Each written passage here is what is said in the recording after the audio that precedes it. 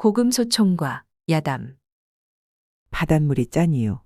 어느 겨울날 노인이 맷돌을 지고 얼마를 걸어가다 보니 날이 저물었습니다.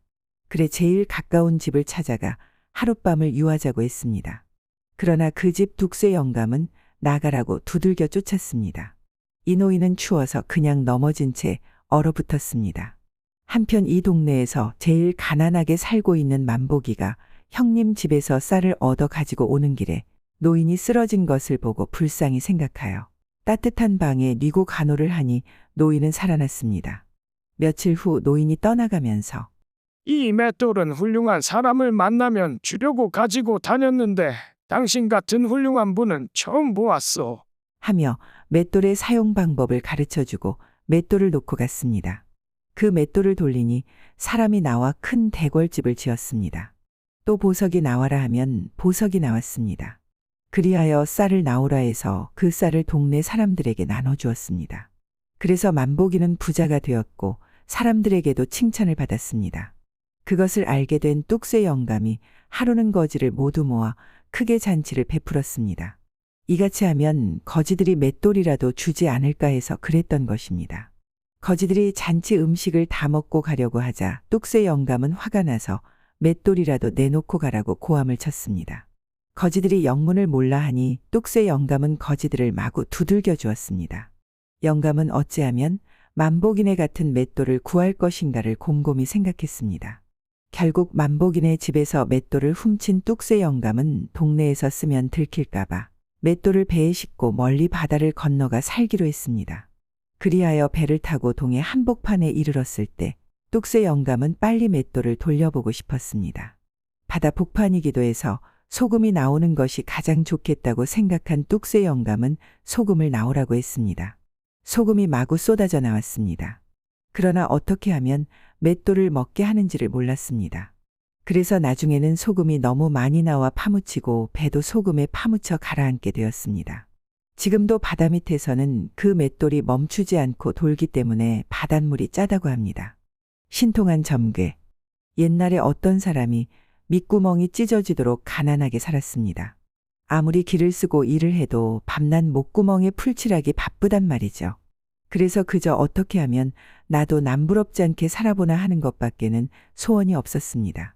그런데 하루는 아내가 배를 짜서 장에 갖다 팔아오라고 그러거든요. 그래서 배를 가지고 장에 갔는데 값이 좋아서 제법 큰 돈을 받았습니다. 이 가난뱅이가 난생 처음으로 큰 돈을 쥐게 됐단 말이에요. 그 돈을 가지고 집에 오는데 길가에 웬 늙은이가 구걸을 하고 있었습니다. 그걸 보니 참 딱했습니다. 나도 가난하게 살지만은 불쌍한 늙은이가 구걸하는 걸 보고 어찌 그냥 가겠는가? 이 사람이 늙은이에게 배 판 돈을 몽땅 줘버렸습니다. 그러자 늙은이가 하는 말이 이렇게 큰 돈을 그냥 받을 수 없으니 조그마한 보답을 하겠소이다. 내가 점을 좀 칠 줄 아니 정계나 받아가시오. 하고서 점을 치는데 그 점괘가 딱 3마디였습니다. 그 3마디가 뭔고 하니 위태롭거든 가지 마라. 무섭거든 춤을 춰라. 반가워하거든 설설 뛰어라. 이거였습니다. 그렇게 점괘 딱 3마디를 받았습니다. 그런데 이 사람이 배 판 돈을 몽땅 적선해버렸으니 수중에 돈이 한 푼도 없거든요. 빈손으로 집에 가자니 마누라 보기 민망해서 갈 수가 있나요? 에라, 무작정 돌아다니다 보면 수가 나겠지 하고 그냥 정처 없이 갔습니다. 가다 보니 큰 강의 앞을 가로막는데 마침 나룻배가 하나 있어서 타게 되었습니다. 사람을 많이 모아서 떠난다고 기다리다가 사람이 많이 모이자 배가 떠나려는데 이 사람이 가만히 보니 배에 사람이 너무 많이 타서 아무래도 위태롭거든요. 위태롭거든 가지 말라고 했겠다. 싶어서 그냥 배에서 내려버렸습니다. 그래서 배는 이 사람을 내려놓고 가는데 배가 강 한가운데쯤 들어가니 갑자기 회오리 바람이 불었습니다. 그 바람에 배가 기우뚱기우뚱 하더니 그만 뒤집히는 거예요. 그 배에 탄 사람은 이 사람만 살고 다 물에 빠져 죽었습니다. 이래서 목숨을 건져 또 가는데 가다 보니 날이 저물었습니다. 그런데 사방에 집도 절도 없었습니다. 첩첩산중이란 말이죠. 첩첩산중에서 날이 저물었으니 이거 일이 딱하게 된 거예요. 그런데 마침 그 산중에 동굴이 하나 있었습니다. 아, 저 굴에 들어가서 잠을 자면 되겠다. 하고 그 굴에 들어갔습니다. 들어가 보니 허연 사발 같은 것이 마구 굴러다니고 발에 차이는데 주워서 가만히 들여다보니 그게 죄다 해골이었습니다. 해골이 산지사방에 널렸습니다. 그런데 동굴 저 안에서 쿵덕쿵덕 하는 소리가 들리더니 무시무시한 괴물이 쿵덕쿵덕 걸어온단 말이에요. 키가 남산만 한 것이 눈을 부릅뜨고 오는데 온몸에 해골을 주렁주렁 매달았습니다. 낯빛은 시뻘겋고 눈에 불이 철철 흐르는 게 온몸에 해골을 달고 다가오니 제정신이겠어요. 무서워서 벌벌 떨다가 가만히 생각해 보니 무서우면 춤을 춰라. 한 점괘가 탁 생각이 났습니다. 그래서 에라 모르겠다 하고 춤을 췄습니다.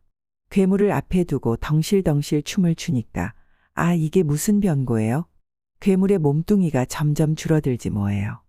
남산만 하던 것이 점점 줄어들어서 돌미륵만 하다가 장승만 하다가 드디어 보통 사람만 해졌습니다. 낯빛도 시뻘겋던 것이 예사로 돌아오고 눈빛도 불이 철철 흐르던 것이 순해졌습니다. 그냥 얌전한 젊은이 얼굴이 됐단 말이죠. 그 젊은이가 말하기를 나는 본래 하늘에서 옥황궁을 지키는 문지기였는데 죄를 많이 지어서 상제님이 나를 흉측한 괴물로 만드셨소. 그런 다음 이 동굴로 귀양을 보냈지요. 상제님께서 누구든지 내 놈 얼굴을 보고 춤추는 사람이 있으면 죄가 풀리리라 하셨는데 그동안 수많은 사람이 이 동굴에 들어와도 내 얼굴을 보면 기절하여 죽더니 오늘에야 당신이 춤을 춘 덕에 죄를 씻고 하늘로 올라가게 됐소. 그 보답을 하고 싶으니 소원이 있으면 뭐든지 말해보시오. 하거든요. 그래서 다른 소원은 없고 여태 너무 가난하게 살다 보니 남부럽지 않게 잘 살아보는 것밖에 소원이 없노라 했습니다. 그렇다면 이 산 꼭대기에 있는 바위 중에서 동쪽으로 두 번째 바위 아래를 살펴보시오. 하고 말을 마치자마자 갑자기 구름이 자욱해지고 바람이 크게 일더니 그만 사라져 버렸습니다. 언제 올라갔는지 모르게 하늘로 올라가 버렸단 말이죠. 그날 밤은 거기서 자고 이튿날 산 꼭대기에 올라가 봤습니다.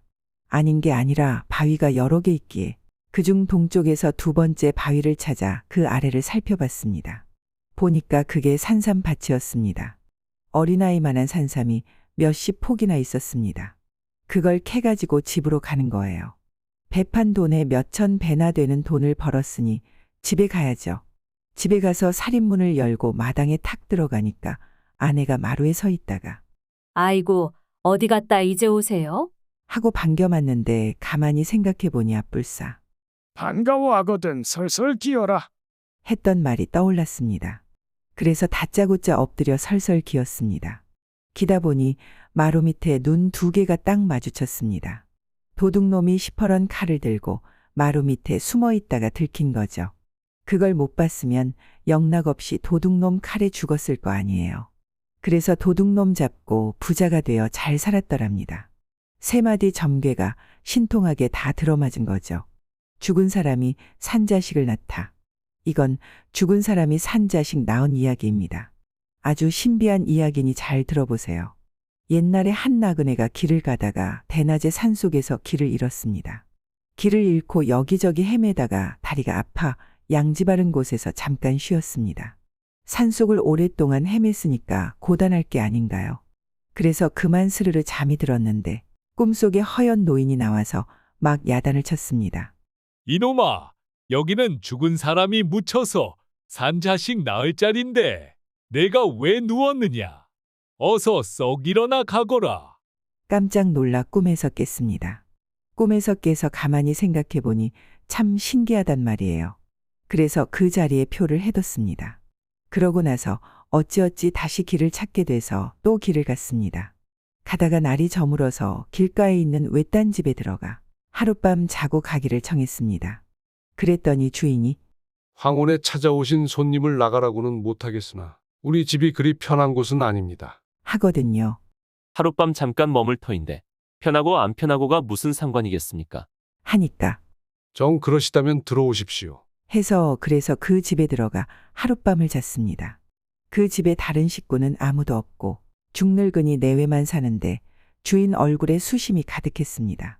웃는 법이 없고 그저 내쉬느니 한숨이었습니다. 바깥 주인과 한 방에서 잠을 자게 됐는데 자다가 말고 주인이 슬그머니 일어나서 문을 열고 밖으로 나가더란 말이에요.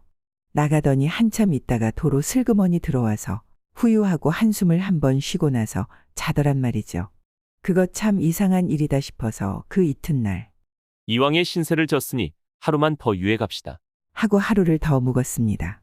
그날 밤에 주인이 또 자다가 말고 슬그머니 밖으로 나가기에 이 사람도 가만히 일어나서 뒤를 밟았습니다. 대체 어디를 가나 하고 말이에요. 가만 따라가 봤더니 집을 휘돌아 뒤란 후미진 곳으로 가는 거예요. 거기에 조그마한 무덤이 하나 있는데 주인이 무덤 뒤에서 뭘 주섬주섬 꺼내더랍니다. 가만히 보니까 지프로 사람 모양을 만들어 거기에다 옷을 입혀놨는데 그걸 꺼내서는 매질을 했습니다. 내 이놈 괘씸한 놈. 내가 이럴 수 있느냐? 하면서 회초리를 가지고 집단에다 매질을 하더란 말이에요. 그것 참 괴이하다 하고 주인보다 먼저 돌아와서 자는 체하고 있다가 아침에 날이 밝아서야 연유를 물어봤습니다. 어젯밤 보니 주인장께서 집단의 옷을 입히고 매질을 하던데 대체 무슨 까닭으로 그러십니까? 했더니 그제야 주인이 땅이 꺼져라 한숨을 쉬면서 말을 하는데 참 들어보니 딱하더랍니다. 3대 독자를 뒀는데 딸도 하나 없이 그것 하나만 낳아 키웠습니다. 그런데 그만 3달 전에 죽었습니다. 하도 원통해서 지프로 아들 형상을 만들어 놓고 아들이 입던 옷을 입히고 무덤가에 둔 다음 날마다 매질하기를 3달 동안 했습니다. 애비보다 먼저 갔으니 불효요. 장가도 못 가고 죽어서 대를 끊어 놓았으니 더 큰 불효가 아닙니까? 원통함을 못 이겨 죽은 아들일망정 날마다 훈계를 하면서 매질을 하는 것입니다. 그런 사연이 있더란 말이죠. 사연을 다 들어보니까 산속에서 길을 잃고 잠이 들었을 때 꿨던 꿈이 생각나거든요. 그 죽은 사람이 묻혀서 산 자식 낳을 자리라고 하던 말이 탁 떠오르는 거예요. 그 자리에다 표를 해놨잖아요. 자식은 잃었으나 혹대를 이을 길이 생긴다면 내가 시키는 대로 하시렵니까? 그런 일을 바랄 수는 없지만은 자식이 죽은 마당에 무슨 일인들 못하겠습니까? 그러면 아드님 무덤을 옮겨 쓰십시오.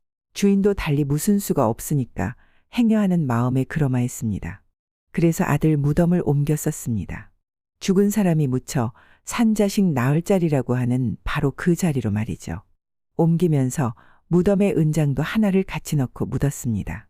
주인 말이 그 장도는 아들이 생전에 쓰던 것으로 언젠가 아들 따라 죽으리라 하며 품고 있던 것인데 이제는 손주를 보려면 살아야겠으니 무덤에 넣어준다는 것이에요. 그렇게 무덤 옮기는 것을 다 보고 나그네는 다시 길을 떠났습니다. 길을 떠나서 2~3년 딴 데를 돌아다니다가 다시 그 길을 지나가게 돼서 그 집에 들렀습니다. 그동안 어떻게 됐는지 궁금해서 말이에요. 가보니 주인이 어린아이를 하나 턱 안고 앉았거든요. 달덩이 같은 사내아이를 턱 안고 앉아있더란 말이죠. 나그네가 들어가니 주인이 반색을 하며 맞아들이고는 손님 덕분에 죽은 아들한테서 산 손주를 봤습니다. 하는데 그 연유를 물으니 일이 이렇게 됐답니다. 아들 무덤을 옮겨 쓰고 나서 몇 달이 지나서 그 고을 원이 보낸 사령들이 찾아왔더랍니다. 그냥 찾아온 게 아니라 은장도 하나를 가지고 찾아와서 혹 이 장도의 내력을 모르십니까? 하는데 가만히 보니까 그게 아들의 장도더란 말이죠. 제 손으로 아들과 함께 무덤에 묻은 바로 그 장도예요. 이것은 내 아들의 장도인데 이걸 왜 당신들이 가지고 있어? 했더니 사령들이 놀라면서 고을원에게 얼른 가보자고 하더랍니다. 그래서 고을원을 찾아갔더니 원이 또한 놀라면서 정녕 이 장도가 그대의 아들 것이오? 하고 물었습니다. 틀림없습니다. 내 손으로 아들과 함께 이 장도를 묻었습니다. 했더니 원이 자초지종을 이야기하는데 그 일이 참 괴이하더랍니다. 몇 달 전에 원이 그 고을을 맡아 부임하면서 식구들을 데리고 왔는데 산속을 지나다가 이상한 일이 일어났다는 거예요. 맨 뒤에 따라오던 딸의 가마가 그만 땅에 딱 들러붙어서 옴짝달싹 않더란 거죠. 장정들이 여리고 스무리고 달려들어 떼어내려 해도 안 되더랍니다. 그래서 할 일 없이 그 자리에서 행렬을 멈추고 한참 동안 쉬었더랍니다. 한참을 쉬고 나니까 가마가 떨어져서 행렬이 다시 움직였는데 부임을 하고 나서 보니까 딸의 배가 점점 불러오더라지 뭐예요. 딸이 아이를 뵌 거예요. 사대부 집에서 처녀가 아이를 뵀으니 온 집안이 발칵 뒤집힐 것 아닌가요. 암만 생각해도 부임할 때 산속에서 딸의 가마가 땅에 들러붙은 일이 마음에 걸려서 가마를 살펴봤더니 거기에 못 보던 은장도가 떨어져 있더라는 거예요. 그렇다면 이 아이 아버지는 이 장도의 주인이 틀림없다. 이렇게 생각하고 사령들을 시켜 온 고을에 수소문을 했는데 마침 주인이 나타났다 이런 말이죠.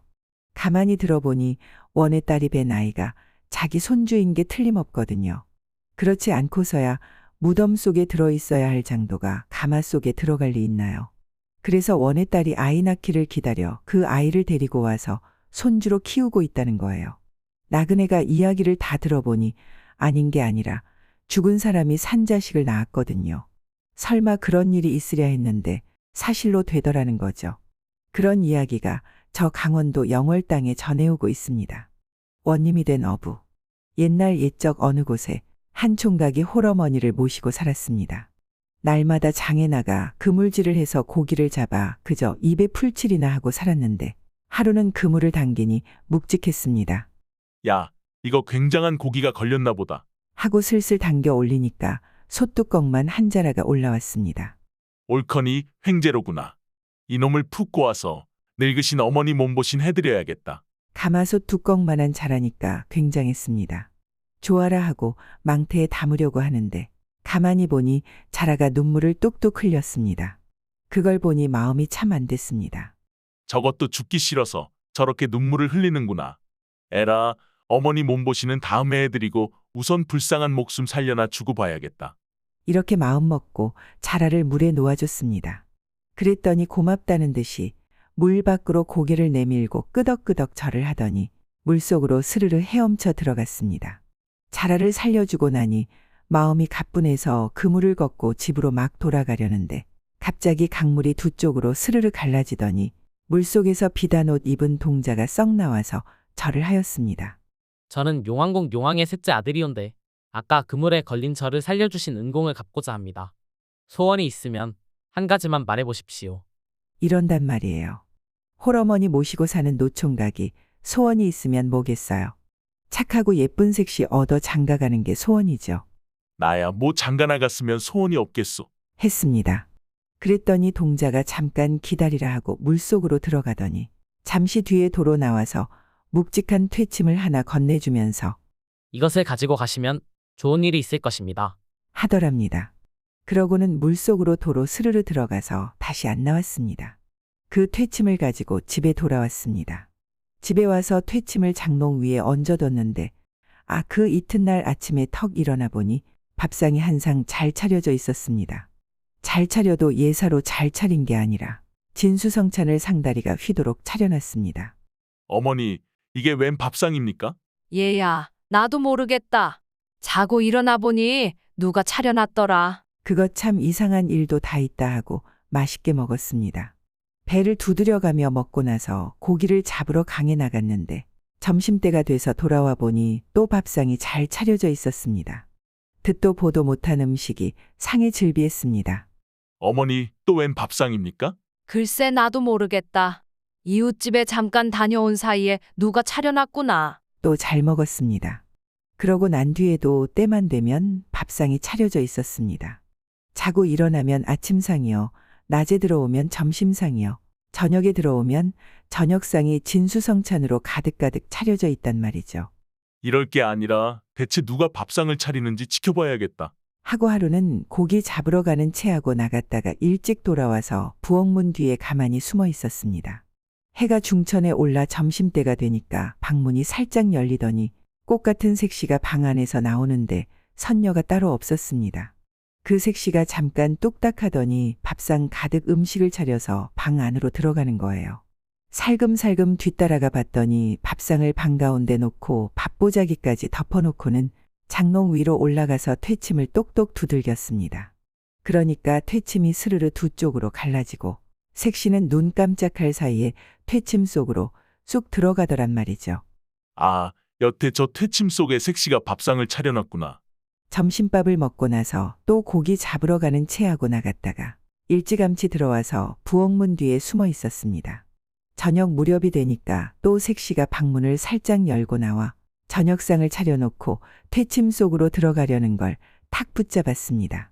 들어가지 말고 그냥 나와 같이 삽시다. 그랬더니 색시가 안 된다고 그랬습니다. 석 달만 기다려주시면 100년회로 할 터이니 그때까지만 참아주십시오. 총각이 그 말을 안 듣고 한사코 색시를 붙잡았습니다. 치맛자락을 꽉 잡고 안 놓아주니 뭐 어찌할 도리가 있나요? 퇴침 속에 못 들어가고 그냥 눌러 살게 되었습니다. 총각과 혼인해서 살았습니다. 꽃같이 어여쁜 색시도 얻었겠다. 이제는 아무 걱정 없이 잘 사는 거예요. 남편은 날마다 고기 잡고 아내는 밥 짓고 빨래하면서 어머니 모시고 잘 사는 거죠. 그렇게 한평생 잘 살았으면 좋으련만 세상 일이란 게 어디 그리 쉽기만 한가요? 하루는 고을원의 행차가 이 집 앞을 지나게 되었습니다. 마침 아내가 개울에서 빨래를 하고 있었는데 원이 말을 타고 지나다가 보니 세상에 저런 선녀가 없거든요. 저런 사람을 아내로 삼으면 원이 없겠다 싶었죠. 원이 관아에 돌아가자마자 사람을 시켜 남편을 잡아오라 하였습니다.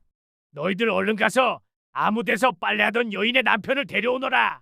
사령들이 우르르 몰려와서 붙잡아가니 안 잡혀갈 도리가 있나요? 원 앞에 잡혀가서 턱 꿇어 앉으니 원이 하는 말이 나하고 내기를 하되 내가 지면 돈천 양을 주려니와 내가 지면 내 아내를 내게 보내야 한다. 이러거든요.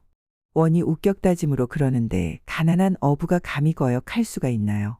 저 너른 벌판에다가 집 짓기 내기를 하는데 빨리 짓는 사람이 이기는 것이다. 고을 원이야 권세가 있으니까 사람을 얼마든지 써서 하루아침에 청기와 집도 지으려니와 저는 한갓 어부의 몸으로 어찌 집을 지어요. 혼자서 집을 짓다가는 몇 달이 걸릴지 몇 해가 걸릴지 모르는 판이거든요. 집에 돌아와서 그만 밥도 안 먹고 이불을 둘러쓰고 누워서 끙끙 앓았습니다. 그 꼴을 보고 아내가 왜 그러느냐고 물을 게 아니에요. 여차여차해서 이런다고 말을 하니까. 그때 석 달만 더 기다렸으면 이런 일이 없었을 터인데 석 달을 못 참아서 이런 일이 생기는 것입니다. 그렇지만 걱정 말고 밥이나 드십시오. 그동안 저는 친정에 좀 다녀오겠습니다. 하더니 옷을 차려입고 나갔습니다. 어디가 친정인고 하니 강물 속 용궁이 친정이었습니다. 용궁 선녀가 퇴침 속에 숨어서 세상에 나온 거죠. 그래서 친정에 간다고 용궁에 갔다 오는데 올 때 병을 3개 들고 오더랍니다. 조그만 병을 3개 들고 와서 남편에게 주면서 내일 벌판에 나가서 이 병마개를 차례로 여십시오. 노란 병을 먼저 열고 다음에 흰 병을 열고 마지막으로 파란 병을 여십시오. 하는 거예요. 그 이튿날 아침에 벌판에 나가보니 저쪽에서는 벌써 사람들이 새카맣게 모여서 집을 짓고 있었습니다. 고을에서 한다 하는 목수, 미장이, 흙일꾼들이 수백 명 모여서 털을 닦고 집을 짓느라고 야단이 났습니다. 이때 어부가 나가서 노란 병마개를 탁 여니까 병 안에서 사람이 나오는데 말도 못하게 나왔습니다. 괭이 든 놈, 삽 든 놈, 고무래 든 놈이 수백 명 나와서 털을 닦는데 눈 깜짝할 사이에 반질반질하게 닦아놨습니다. 그래놓고는 줄을 지어 도로 병 속으로 술술 들어가 버렸습니다. 그 다음에 흰 병마개를 탁 여니까 이번에는 목수가 수백 명 쏟아져 나왔습니다. 기둥, 석갈에 문짝을 하나씩 짊어지고 나와서 뚝딱뚝딱 맞춰놓으니 금세 집 모양새가 되었습니다. 그래놓고는 줄레줄레 병 속으로 들어갔습니다. 파란 병마개를 탁 여니까 미장이 기와장이가 수도 없이 쏟아져 나왔습니다. 뚝딱뚝딱 벽을 바르고 기와를 구워 지붕을 얹으니까 이제 다 됐습니다. 한나절도 안 돼서 12칸 기와집을 멋들어지게 지어놨습니다. 그동안 저쪽에서는 석가래도 다 못 얹었으니 이쪽이 이겼습니다. 원한테서 1000냥을 받고 돌아서 가려는데 원이 또 불러. 오늘은 내가 졌으니 내기를 하나 더 하자. 저 앞산에 산봉우리가 2개 있지 않느냐? 그걸 하나씩 허물되 먼저 허무는 쪽이 이기는 것이다. 내가 지면 돈 1000냥을 주고 내가 지면 내 아내를 내게 보내라. 거역할 수가 있나요? 집에 돌아와서 또 밥을 안 먹고 이불을 둘러쓰고 누워서 끙끙 앓을 수밖에요. 아내가 왜 또 그러느냐고 묻는 걸 여차여차해서 그런다고 말을 했더니 내가 친정에 또 갈 수는 없으니 이번에는 당신이 가십시오. 오늘 밤에 강가에 나가 큰 소리로 울면 물에서 동자가 나올 터이니 용궁 헛간에 있는 호박을 하나 갖다 달라고 하십시오. 하였습니다. 그날 밤에 아내가 시키는 대로 강가에 가서 큰 소리로 엉엉 울었습니다. 그랬더니 아니나 다를까 물에서 비단 옷 입은 동자가 스르르 나와서 왜 우느냐고 묻는 거예요. 일이 이만저만해서 용궁 헛간에 있는 호박이 필요하다고 했더니 동자가 잠깐 기다리라 하고 물속에 들어갔다가 호박을 하나 들고 나와서 건네주더랍니다. 그걸 들고 집에 왔습니다. 아내가 말하기를 내일 산에 가서 호박 꼭지를 따면 좋은 수가 있을 거라고 했습니다. 그 이튿날 산에 가보니 저쪽에서는 사람들이 몇백 명인지 몇천 명인지 모를 만큼 나와서 산을 허물고 있었습니다. 이 사람이 호박 꼭지를 탔다니까 그 속에서 두더지가 나오는데 끝도 없이 나왔습니다. 수만 마리나 되는 두더지들이 나와서 산기슭에다 굴을 파니까 그 산이 어디 견뎌내나요? 흔들흔들하다가 그만 폭삭 주저앉아서 다 허물어졌습니다. 그동안 저쪽에서는 겨우 산봉우리에 흠만 내다 말았으니 또 이겼죠. 이겨서 돈 1000냥을 받았는데 원이 화가 머리끝까지 났는지 또 한 번 내기를 하자고 하였습니다. 내일은 우리 둘이서 말을 타고 저 강을 건너되 먼저 건너는 사람이 이기는 것이다. 내가 지면 돈 1000냥을 주려니와 내가 지면 내 아내를 내게 보내라. 원은 좋은 말을 몇십 마리나 가지고 있으니 그중 제일 좋은 말을 타고 나올 게 아니겠어요. 그런데 이 사람한테 말이 있어. 뭐가 있어요? 그냥 걸어서 강을 건너면 질 게 뻔하죠. 이번에도 집에 돌아와서 밥도 안 먹고 이불을 둘러쓰고 누워 끙끙 앓았습니다. 아내가 왜 그러느냐고 묻는 걸 여차여차해서 그런다고 하니 이번에는 우리 둘이 같이 가봅시다. 해서 그날 밤에 강가에 내외가 같이 나갔습니다. 강가에 가서 둘이 소리를 맞춰 엉엉 울어대니까 물이 스르르 갈라지면서 동자가 나왔습니다. 오늘은 무슨 일로 그러십니까? 원이 또 내기를 걸었는데 좋은 말이 없어서 그런다오. 그렇다면 용궁의 마구간에 가봅시다. 그렇지만 제가 도와드릴 수 있는 것은 이번이 마지막입니다. 물이 갈라진 데를 따라 들어갔습니다. 한참 들어가니까 용궁이 나오는데 참 으리으리했습니다. 마구간에 가보니 말이 수백 마리나 있는데 살진 말도 있고 비루먹은 말도 있었습니다. 아내가 가만히 말하기를 살진 말은 거들떠보지도 말고 제일 비루먹은 말을 고르십시오. 하였습니다. 아내 말대로 제일 비루먹은 말을 골랐습니다. 눈에 눈곱이 덕지덕지 달라붙은 게 걸음도 비칠비칠하는 걸 골랐습니다. 제대로 달릴 것 같지도 않은 그런 놈을 골라 끌고 나왔습니다. 이튿날 강가에 나가보니 원은 좋은 말을 타고 나와 있더랍니다. 어부는 비칠비칠 다 쓰러져가는 말을 타고 나왔습니다. 사람들이 구경하러 구름같이 모였는데 누가 봐도 이건 상대가 안 될 것 같거든요. 자, 그럼 시작이다. 원이 먼저 말을 몰아나는 듯이 강을 건너는데 어찌나 길을 잘 들였는지 깊은 물에도 안 빠지고 헤엄을 슬슬 쳐가며 건넜습니다. 원이 강을 반쯤 건넜을 때 이 사람이 이랴! 하고 말을 모니까 이 말이 앞발을 곤두세우고 히잉. 하고 우는데 그 소리가 천둥 치는 소리보다 더 컸습니다. 온 고을이 쩌렁쩌렁 울리고 구경하던 사람들이 다 놀라 자빠질 지경이었습니다. 그 바람에 원이 탄 말이 놀라서 그만 물에 쑥 빠졌습니다. 그동안 이 사람이 탄 말은 대바람에 풀쩍 뛰어 그냥 한 걸음에 강을 건넜습니다. 원은 말을 탄 채로 물에서 빠져나오지를 못하니 죽었습니다. 원이 죽고 난 다음에 고을 사람들이 모두 이 어부를 원으로 모시자 하여 이 사람이 그 고을 원이 되었습니다. 원이 돼서 백성들 잘 살게 만들고 아내하고는 백년해로 했습니다. 도깨비 땅. 옛날에 어떤 가난한 농사꾼이 살았는데 땅이 한 뼘도 없었습니다. 그래서 남의 논밭을 빌려다가 농사를 지었습니다. 땅 임자가 따로 있으니까 뼈 빠지게 한 해 농사를 지어도 도조 떼이고 나면 남는 게 없었습니다. 늘 쫄쫄 굶는 게 일이었습니다. 하루는 농사일을 마치고 집에 가는데 모퉁이를 딱 도니까 팔대장승 같은 것이 턱 나타났습니다. 가만히 보니까 그게 도깨비였습니다. 도깨비 만나서 놀라면 안 되거든요. 아무렇지도 않은 척 큰 소리를 쳐야 했습니다. 너는 무엇이기에 남의 길을 막느냐? 큰 소리를 쳤습니다. 아, 그게 다름이 아니라 당신 마음씨가 비단결 같아서 소원 하나 들어주려고 왔소. 하긴 여태 남의 것이라고는 지푸라기 하나 탐낸 적 없고 아무리 가난해도 그저 하늘 뜨시려니 하고 누구 원망 한번 하는 법 없이 살아왔으니 마음씨가 곱다면 고운 거잖아요. 그나저나 참말로 도깨비가 소원을 들어준다면 다른 건 다 필요 없으니 땅 한 뙑이 있었으면 좋겠거든요. 그저 한 뼘이라도 좋으니 내 땅에다가 농사 한번 지어봤으면 소원이 없겠단 말이죠. 그래서 그랬습니다. 우리 같은 가난뱅이 농사꾼이야. 그저 땅이 소원이지. 그랬더니 도깨비가 휙 사라졌다가 다시 휙 나타나서 땅 문서 한 장을 주고 갔습니다. 펴보니 마을 앞에 아주 널따란 논밭이 죄다 자기 거라고 돼 있었습니다. 덕분에 농사꾼은 하루아침에 땅임자가 되었습니다. 그 땅에다가 곡식도 심고 나물도 심어서 농사를 지으니 얼마나 잘 되는지 몰라요. 가을 거지를 하고 보니 곡간이 그득했습니다. 먹고 팔아서 남는 돈으로 또 땅을 샀습니다. 그러다 보니 몇 해 안 가 쏠쏠한 땅 부자가 되었습니다. 그런데 땅 부자가 되고 보니 이 사람 마음이 달라졌습니다.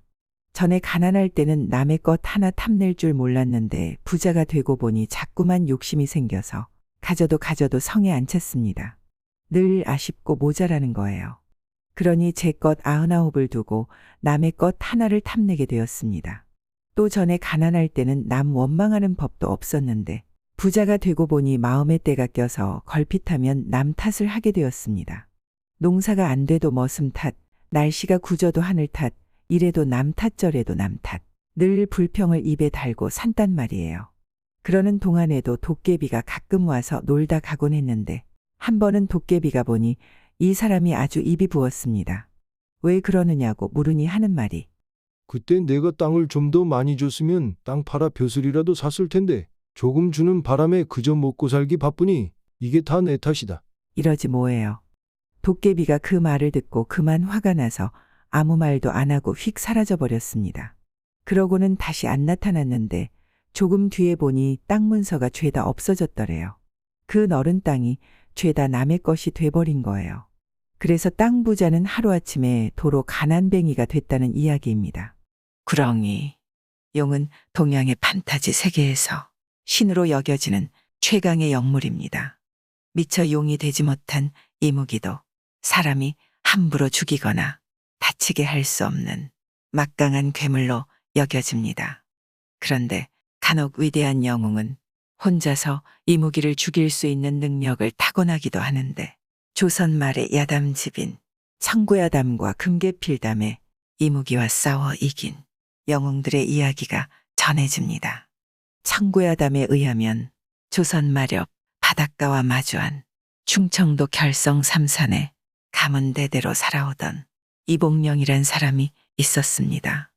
그는 삼산 위에 산정을 짓고 사방에 높은 난간을 올린 곳에 살았는데 산정 앞에는 둘레가 수십 아름이나 되고 높이가 무려 1000길이나 되는 오래된 나무 한 그루가 있었습니다.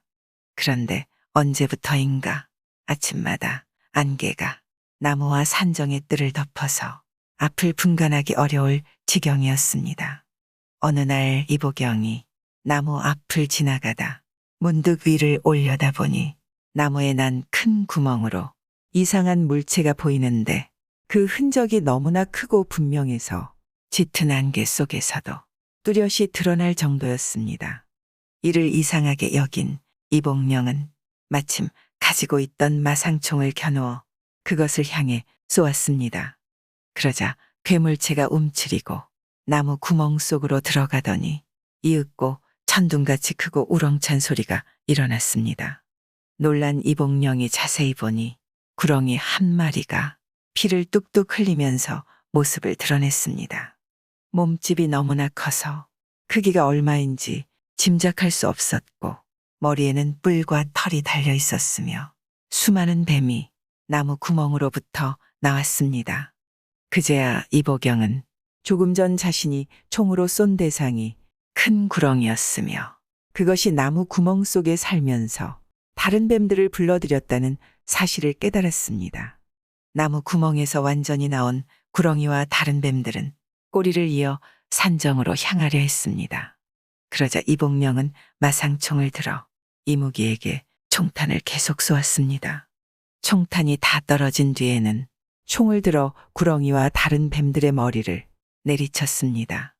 구렁이는 이복령이 내리친 마상총에 머리가 깨지고 짓이겨져 죽었고 다른 뱀들도 마찬가지 신세가 되었습니다. 이복령이 총으로 뱀들의 머리를 부수는 속도는 그 빠르기가 마치 바람과 같았습니다.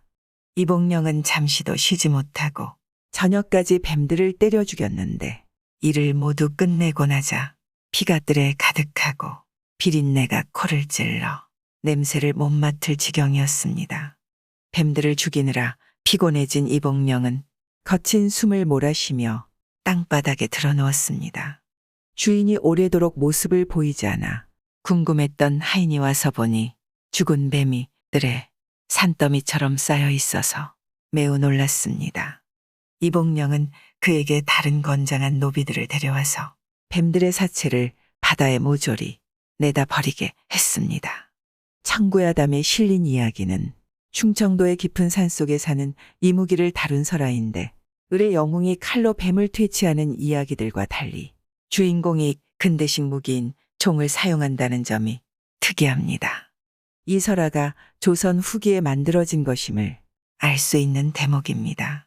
이야기 중에 이복령이 죽인 구렁이 머리에 뿔과 털이 있었다고 하는 것으로 보아 아직 용이 되지 못한 이무기였던 것으로 여겨집니다.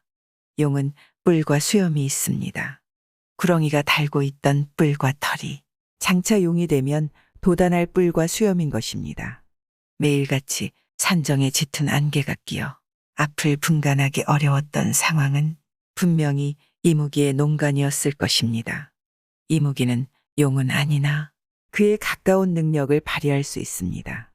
용은 물을 부리는 영물이기 때문에 안개를 일으키는 것쯤이야 문제도 아니었으리라. 금계필담에도 이와 비슷한 이야기가 실려 있습니다. 조선 정조 임금 때 여주목사를 지낸 민창역의 집들 안에 좋기 수백 년은 되어 보이는 큰 느티나무 한 그루가 있었습니다. 그 나무 속에는 큰 구렁이 한 마리가 살고 있었습니다. 구렁이는 하늘이 흐리고 비가 내리는 날이면 시끄럽게 소리를 내어 울거나 나뭇가지에 걸터 누워 주위 사람들을 불안하게 했습니다. 민창역은 이 구렁이를 좋지 않게 보았는데 저대로 계속 두었다가 자칫 사람을 해치거나 잡아먹을 수도 있겠다고 여겼기 때문이었습니다. 그래서 그는 느티나무 구멍에 숯을 모아놓고 불을 피워서 구멍 안으로 연기를 들여보냈습니다. 매캐한 연기를 견디지 못한 구렁이는 걸터 놓은 나뭇가지 아래로 떨어지더니 민창역을 집어삼키려 입을 크게 벌린 채 달려들었습니다. 구렁이 뒤로 100마리의 작은 뱀도 민창역에게 덤벼들었습니다. 민창역은 쇠뭉치를 휘둘러 구렁이와 뱀을 모두 때려 죽였습니다. 사람들은 그의 힘과 용기에 감탄했다고 합니다. 마귀와 병사. 조선 후기의 학자가 지은 책에 다음과 같은 기이한 이야기가 전해져 옵니다. 조선의 왜군이 쳐들어온 임진왜란 무렵 조선을 돕기 위해 파견된 중국 명나라 장수인 마귀가 소사에서 왜적과 싸울 때의 일입니다. 조선군과 명군 그리고 왜군이 서로 진을 친 상태로 대치하고 있었는데 한 왜군 병사가 검을 휘두르며 기세등등하게 도발해 왔습니다. 그러자 긴창을 쥔 중국 남쪽 절강 출신의 병사가 나가 싸웠습니다. 여기서 말하는 긴창이란 아마 낭선을 가리키는 듯합니다. 낭선은 대나무 가지에 쇠로 만든 가시를 붙인 무기인데 중국에 침입한 왜구들이 휘두르는 일본도를 막기 위해 명나라 장수 척계광이 만들었습니다. 그리고 척계광이 거느린 명나라 군사들이 왜구들과 싸우는데 무척 유용하게 사용된 무기가 낭선이었습니다. 실제로 조선에 파병된 명나라 군사들 중에서 척계광이 거느렸던 절강 출신의 남병도 있었으니 그때 왜군과 대치한 명나라 병사도 낭선을 잡고 나섰으리라. 하지만 왜군 병사의 칼솜씨가 명나라 병사의 낭선 다루는 기술보다 더 뛰어났던지 명나라 병사는 얼마 못 가 왜군의 검에 찔려 쓰러졌습니다. 이 모습을 지켜본 그의 아들 4명이 연이어 나가 싸웠으나 모두 죽고 말았습니다. 검을 잡은 왜병이 앞으로 다가오자 조선군과 명군은 모두 두려움에 떨었습니다. 이를 보다 못한 마귀가 군중에 후한 상금을 내걸고 왜병에 대적할 자를 모집했으나 아무도 나서는 이가 없었습니다. 이때 무명옷을 입은 조선 병사가 소매를 걷어붙이고 나와서 마귀에게 인사를 하고는 맨손으로 그 외병을 잡겠다고 자원했습니다. 모두가 미친 짓이라고 비웃었으나 마귀는 달리 어찌할 방법이 없었으므로 우선 나가서 대적하게 했습니다. 무명옷을 입은 병사는 나가서 양손에 아무런 병기도 없이 검에 맞서 맨손으로 춤을 추기 시작했습니다. 외병은 대수롭지 않게 여기고는 휘두르던 검을 멈추고 비웃었습니다. 그런데 얼마 후에 조선 병사를 비웃던 외병이 갑자기 두 눈을 움켜쥐고 쓰러졌습니다. 이때 무명옷을 입은 조선 병사가 외병에 검을 주워들어 목을 베고는 마귀에게 달려가 바쳤습니다. 이 광경을 본 왜군은 사기가 크게 떨어졌고 마침내 조선군과 명군이 왜군을 무찌르고 승리했습니다. 한편 승리한 마귀는 무명옷을 입은 조선 병사의 공로를 치하하고 물어보았습니다. 그대는 검술을 아느냐? 모릅니다. 그렇다면 어떻게 외병의 목을 벨 수 있었느냐? 그는 이렇게 대답했습니다. 저는 어려서 앉은뱅이가 되어 혼자 방에만 있었습니다. 마음을 붙일 곳이 없어 바늘 한 쌍을 창문에 던지는 연습을 하면서 날마다 동이 틀 무렵에 시작하여 날이 어두워져서야 그만두었습니다. 처음에는 던지는 족족 바늘이 빗나가 떨어지더니 오랫동안 연습하자 팔에서 구자 안의 거리는 던지는 대로 명중했습니다. 3년이 지나자 먼데 있는 것이 가깝게 보이고 가는 구멍이 크게 보여 바늘을 던졌다 하면 손가락이 마음과 일치되어 백발백중하게 되었습니다.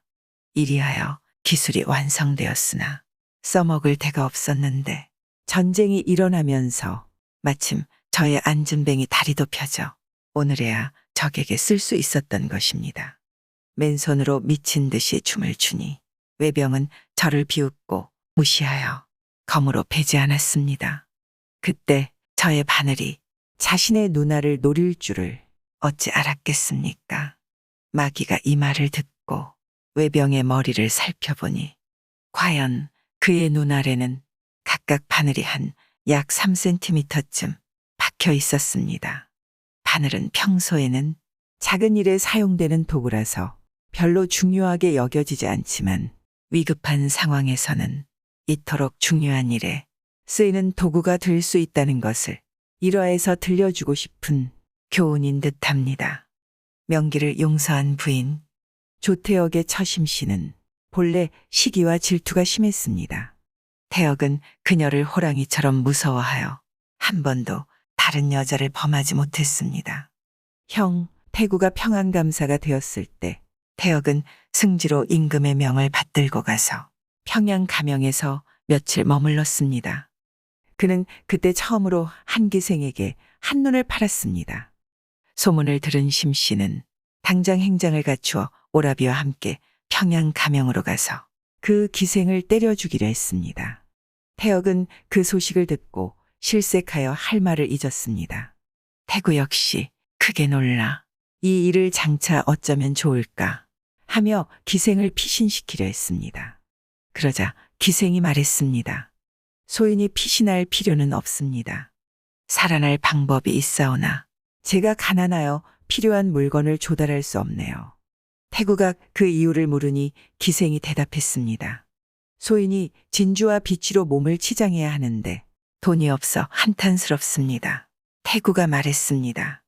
내가 살아날 방법이 있다면 천금이라도 마련해 주겠다.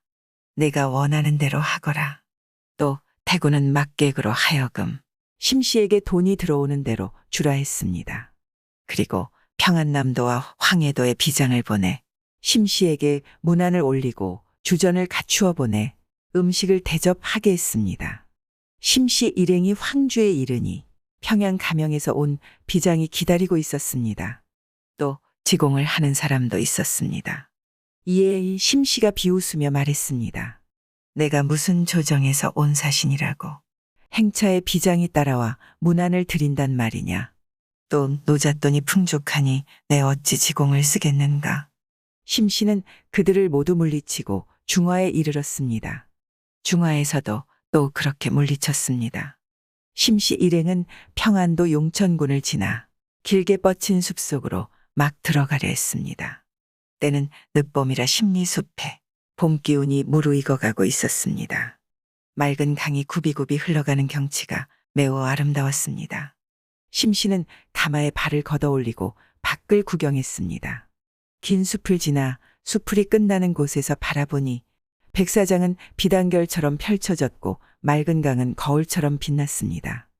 석회를 바른 성 위에 낮게 쌓은 담이 강가를 빙둘러 있었고 상선들은 물 위에 어지러이 모여들었습니다. 영광정, 대동문, 을밀대 초연한 가운데 을밀대의 누각 단청이 반짝였고 집채들도 아득하니 눈이 어지러울 지경이었습니다. 심씨가 감탄하며 말했습니다. 과연 천하 절승이구나. 이름이란 헛되이 알려지는 것이 아니구나.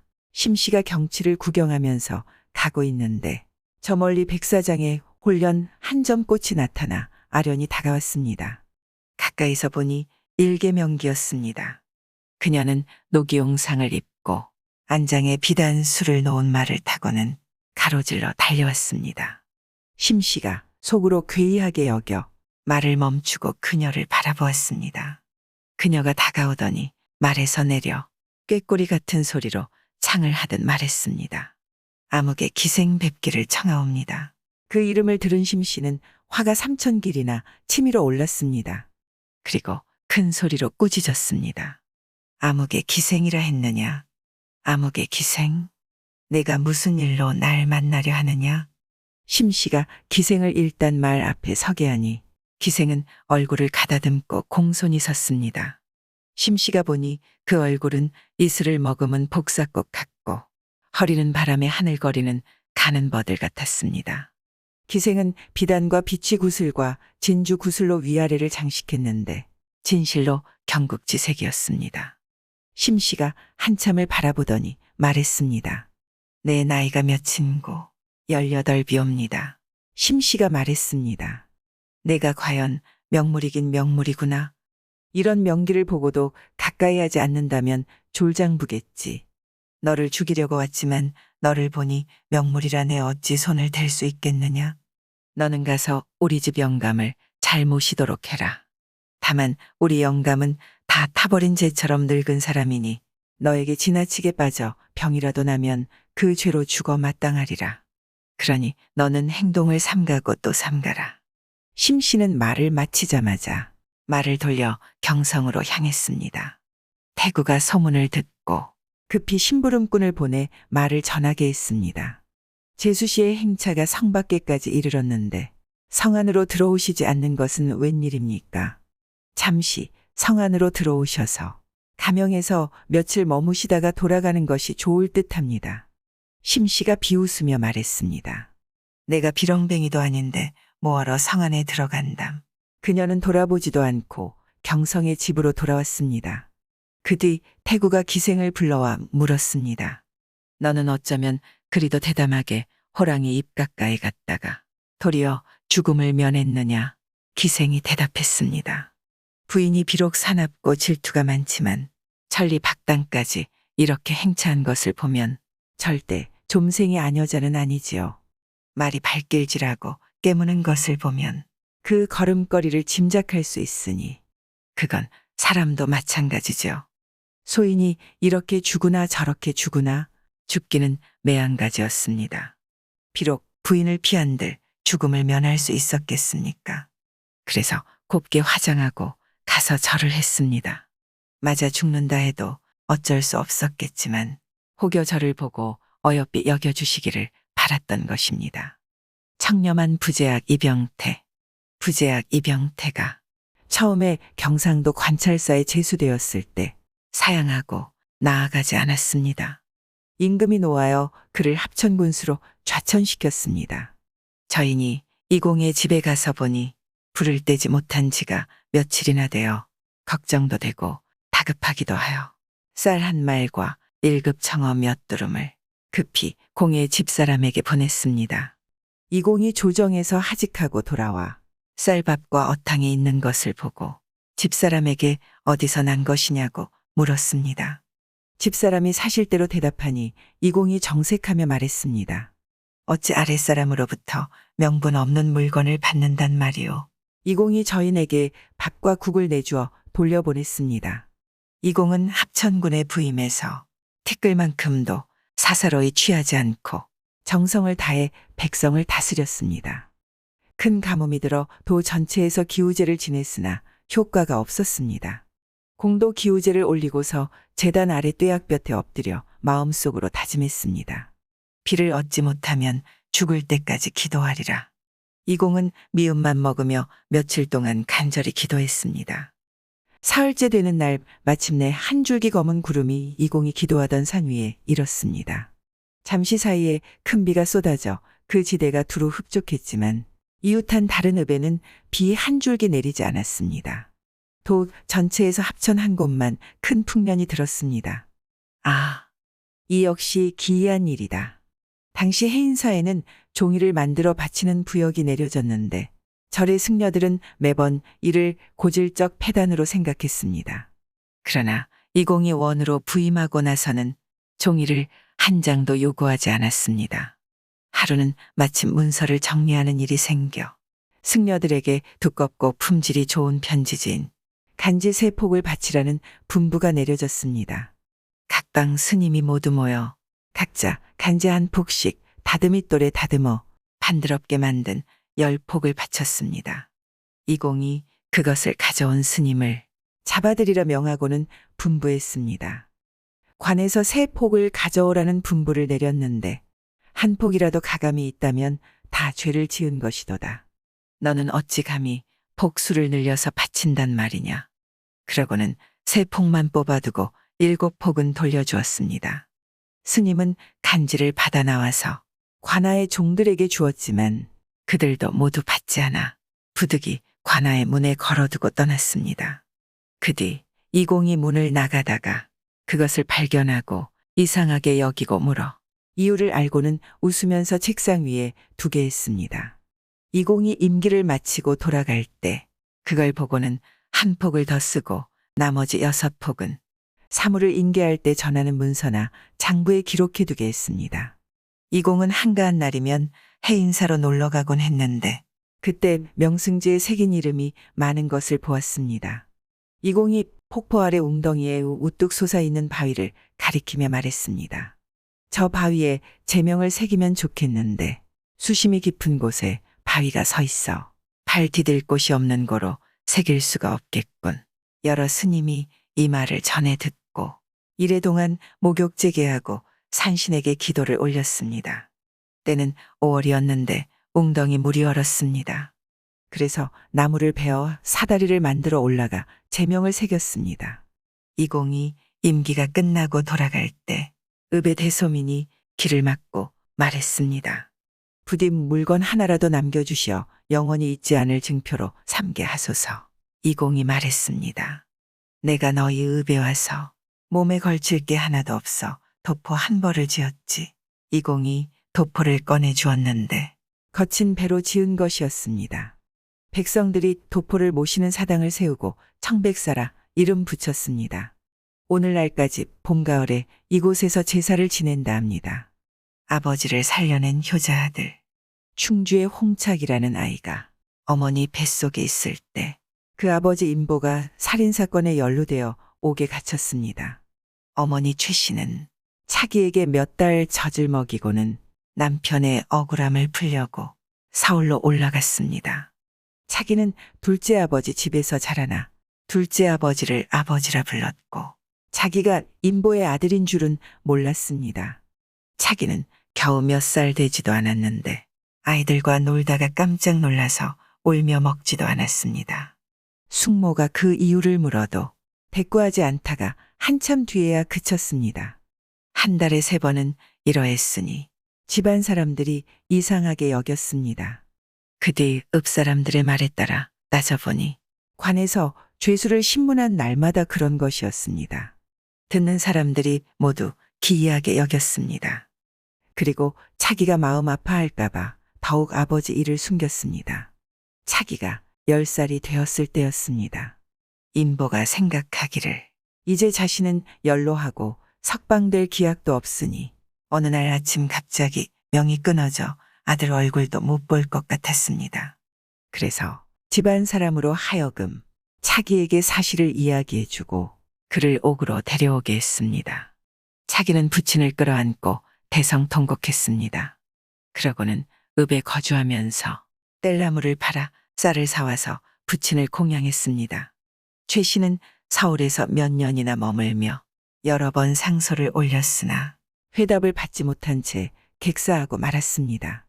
차기는 어머니의 시신을 고향으로 모셔가 장례를 치르고 나서 아버지를 뵙고 통곡하며 말했습니다.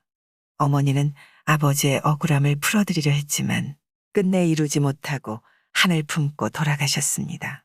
장성한 자식이 없으니 소자가 어리기는 하지만 소자가 아니면 누가 아버지를 사제에서 구하겠습니까? 아직 어리고 약하다며 아버지가 허락하지 않았지만 차기는 몰래 빠져나와 서울까지 걸어서 올라갔습니다. 그리고 신문고를 두드렸습니다. 그 일이 안철사에게 보고되었지만 역시 회답은 없었습니다. 차기는 서울에 눌러앉아 돌아가지 않았습니다. 다음해 여름 때마침 큰 가뭄이 들자 임금은 안팎에다 무거운 죄인들을 다스리라고 명을 내렸습니다. 차기는 대궐 아래 엎드려 있다가 조회에 들어가는 공경대부들을 만나면 아버지의 원한을 풀어달라고 울면서 호소했습니다. 이렇게 10여 일이 지나자 구경하던 사람들이 모두 감동해 그에게 밥을 가져와 먹여주기도 하고 그의 머리를 빗겨 이를 잡아주기도 했습니다. 형조판서가 죄인에 대해 의논하고자 임금을 아련하던 중에 그 상황을 임금께 아뢰었습니다. 임금이 측은하게 여겨 안철사에게 명해 사정을 자세히 조사해 보고하도록 했습니다. 안철사는 옥사가 오래되었고 일이 분명하지 않다며 어떻게 할지 결정을 내려달라고 보고했습니다. 임금은 특별히 죽음은 면하게 해 차기의 아버지를 영남으로 귀양 보내라고 했습니다. 처음 안철사에게 명이 내려졌을 때 차기는 더위를 무릅쓰고 300리를 달려가 아버지를 살려달라고 울부짖었습니다. 안철사가 임금께 보고하자 차기는 역마보다 앞서 달려가다가 서울까지 100리를 남겨두고 병이 났습니다. 따르던 사람들이 잠시 머물다 가자고 했지만 차기는 듣지 않았습니다. 병을 무릅쓰고 안간힘을 다해 대궐에 이르러 엎드리니 종기가 크게 도졌습니다. 나흘 동안 인사불성이 되어 때때로 잠꼬대했습니다. 우리 아버지 살아났소. 사면이 내려지자 옆 사람이 알려주었습니다. 차기는 깜짝 놀라 외쳤습니다. 정말이오. 우리에게 이토록 너그러우시다니. 판결문을 읽어주자 차기는 눈을 뜨고 바라보았습니다. 그러고는 두 손을 들어 하늘에 3번 축수를 드리고 벌떡 일어나 춤추며 말했습니다. 우리 아버지 살아나셨네. 우리 아버지 살아나셨네. 그러고는 쓰러져 아무 말도 하지 못했습니다. 이날 밤 차기는 결국 죽었습니다. 이때 그의 나이 14살이었습니다. 아버지가 감옥에 갇히던 해에 태어나 아버지가 감옥에서 나오던 날 죽었으니 멀고 가까운 곳에서 그 이야기를 듣고 눈물을 흘리지 않는 사람이 없었습니다. 엄마 뱃속에서 벼락 맞은 아이, 군자정 이산중이 간성원을 할 때였습니다. 그 아들 태영의 처가 임신한 지 10달이 거의 찼으니 갑신년 5월 며칠이었습니다. 친정에서 해산을 하려고 한양을 향해 출발했는데 태영이 호위했습니다. 황해도 옹진에 이르렀을 때 폭우가 쏟아지고 번개와 천둥 소리가 이목을 어지럽히니 가마 끄는 말이 자주 놀랐습니다. 태영이 종자들에게 가마줄을 풀게 하고 인부들에게 가마를 매게 하려 했습니다. 인부가 가마를 어깨에 막 매려는 찰나 벼락이 내리치더니 말의 머리를 지나쳐 가까운 곳에 있던 회나무를 부숴버렸습니다. 말이 놀라서 뛰어올라 바위 위에 나뒹굴다가 바다로 빠졌습니다. 그 사이 가마는 인부의 어깨 위에 올라가 있었습니다. 태영이 놀라서 급히 길 옆에 가마를 내리게 하고 발을 걷어보았습니다. 때마침 부인은 잠이 들어 아무것도 몰랐으니 끝내 무사했습니다. 7월에 마침내 판서 희갑이 태어났으니 귀인의 탄생에는 반드시 신의 가호가 있는 법입니다. 희갑의 나이가 겨우 4살이었을 때 어머니를 따라 서울 수표교 근방에 있는 외가댁에 가서 지냈습니다. 이때 외가댁 안채가 불에 타서 장차 고쳐 지으려고 들보와 석가래로 쓸 제목을 뒷마당에 쌓아두었습니다. 희갑이 그 아래에서 놀다가 나무 위로 올라갔는데 쌓여있던 나무들이 일시에 무너져 내려 나무 속에 깔렸습니다. 집안 사람들 모두가 놀라 가망이 없다고 생각했습니다. 외조부 역시 경악해 어찌할 줄 몰랐습니다. 잠시 뒤 집안 종들에게 나무를 옆으로 옮기게 하니 나무 3개가 서로 엇갈려 있고 그 속은 마치 동이를 엎어놓은 모양이 되어 있었습니다. 희갑은 그 속에 엎드려 있었는데 놀라서 얼굴은 흑빛이 되었지만 다친 데는 한 군데도 없었습니다. 외조부가 항상 말했습니다. 이 아이는 반드시 크게 될 것이다. 구독과 좋아요, 알람 설정 부탁드리옵니다.